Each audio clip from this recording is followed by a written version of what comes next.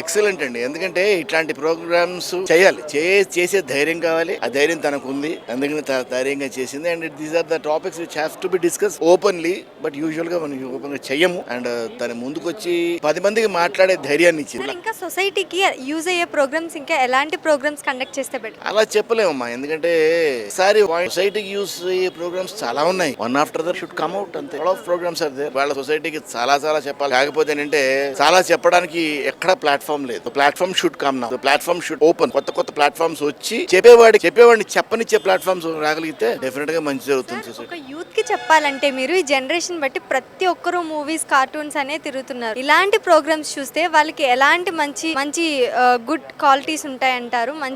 ఇలాంటి ప్రోగ్రామ్స్ అంటే వచ్చేదాకా చాలా మంది తెలియదమ్మా ప్రోగ్రామ్ కదమ్మా. ఈ గ్యాడ్జెట్స్ వదిలేసి మళ్ళీ ఇంద్రగంటి మోహన్ కృష్ణ గారు చెప్పినట్టుగా పుస్తకాలు చదవడం మొదలెట్టి, కాస్త నాటకాలు చూడడం మొదలెట్టి, మళ్ళీ ఇలాంటి కొత్త పనులు చేయడానికి ప్రారంభించగలిగితే, 10 మందితో కలిసి మాట్లాడడం అలవాటు చేసుకుంటే మళ్ళీ ఆటోమేటిక్ గా నా ఉద్దేశంలో ఎవరికి చెప్పాల్సిన అవసరం లేదు. మళ్ళీ జనాలతో పాటు కలిసి బతకడం అలవాటు చేసుకుంటే మళ్ళీ గ్యాడ్జెట్స్ ని దూరంగా వెళ్ళి ఆటోమేటిక్ అన్ని తెలుస్తాయి. ఎందుకంటే చాలా ఉన్నాయి. సొసైటీకి మనం చెప్పాల్సిన అవసరం లేదు. సొసైటీలోనే సొసైటీ చెప్తుంది. కాకపోతే ఏంటంటే మనం ఈ రోజున గ్యాడ్జెట్స్ వల్ల ఏమైపోయామంటే మనుషులకు దూరం అయిపోయాం. మళ్ళీ మనుషులు దగ్గర అయితే ఐ థింక్ ఇలాంటి పెద్దోళ్ళు ఇలాంటి ప్రోగ్రామ్స్ అన్ని కండక్ట్ చేస్తే ఖచ్చితంగా అందరూ ఒకలా అవుతారు.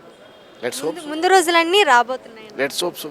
ఎక్సలెంట్ అండి. ఎందుకంటే ఇట్లాంటి ప్రోగ్రామ్స్ చేయాలి, చేసే ధైర్యం కావాలి. ఆ ధైర్యం తనకు ఉంది, అందుకని ధైర్యంగా చేసింది. And these are the topics which have to be discuss openly.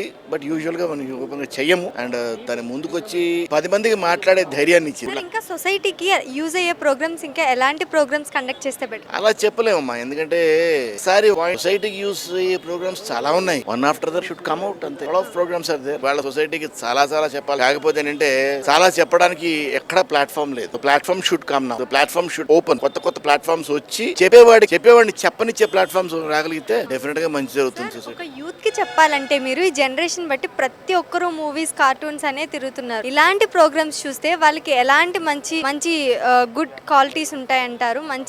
ఇలాంటి ప్రోగ్రామ్స్ అంటే వచ్చేదాకా చాలా మంది తెలియదమ్మా ప్రోగ్రామ్ కదమ్మా. ఈ గ్యాడ్జెట్స్ వదిలేసి మళ్ళీ ఇంద్రగంటి మోహన్ కృష్ణ గారు చెప్పినట్టుగా పుస్తకాలు చదవడం మొదలెట్టి, కాస్త నాటకాలు చూడడం మొదలెట్టి, మళ్ళీ ఇలాంటి కొత్త పనులు చేయడానికి ప్రారంభించగలిగితే, 10 మందితో కలిసి మాట్లాడడం అలవాటు చేసుకుంటే మళ్ళీ ఆటోమేటిక్ గా నా ఉద్దేశంలో ఎవరికి చెప్పాల్సిన అవసరం లేదు. మళ్ళీ జనాలతో పాటు కలిసి బతకడం అలవాటు చేసుకుంటే మళ్ళీ గ్యాడ్జెట్స్ ని దూరంగా వెళ్ళి ఆటోమేటిక్ అన్ని తెలుస్తాయి. ఎందుకంటే చాలా ఉన్నాయి. సొసైటీకి మనం చెప్పాల్సిన అవసరం లేదు.